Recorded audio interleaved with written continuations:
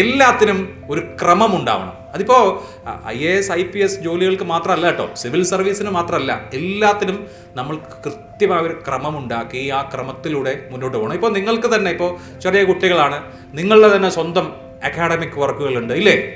അതിൻ്റെ ഒപ്പം നിങ്ങളൊരു ടാർഗറ്റ് നിശ്ചയിച്ച് ഭാവിയിൽ എനിക്കിതാവണം, അതുകൊണ്ട് ഞാൻ പരിശ്രമിക്കണം എന്നുള്ള നിലയിലും മുന്നോട്ട് പോകാനുണ്ട്. ഇതിനെല്ലാം നിങ്ങൾക്ക് കൃത്യമായി സമയം വിഭജിച്ച് കൊടുക്കണം. എന്നിട്ട് ആ സമയത്ത് അത് ചെയ്യണം. അങ്ങനെ തന്നെയാണ് വേണ്ടത്.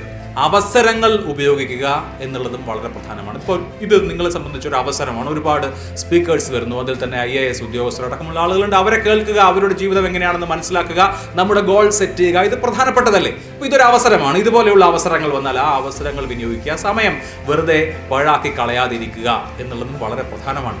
സമയം എന്ന് പറയുന്നത് നമുക്ക് തിരിച്ചു കിട്ടാത്ത ഒരു കാര്യമാണ്.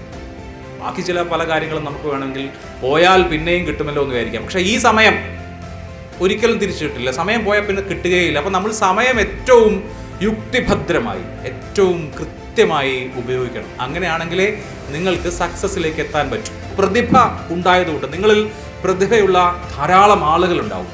ഒരാളുടെ പ്രതിഭ അയാൾക്കുണ്ട്, നൈസർഗികമായ പ്രതിഭയുണ്ട് എന്നുള്ളത് കൊണ്ട് മാത്രം ഒരാൾ സക്സസ്ഫുൾ ആകണം എന്നില്ല. സക്സസിനെ നിർണ്ണയിക്കുന്നത് നിങ്ങൾ ആ പ്രതിഭയെ എങ്ങനെ തേച്ചു മിനുക്കുന്നു എന്നുള്ളതാണ്.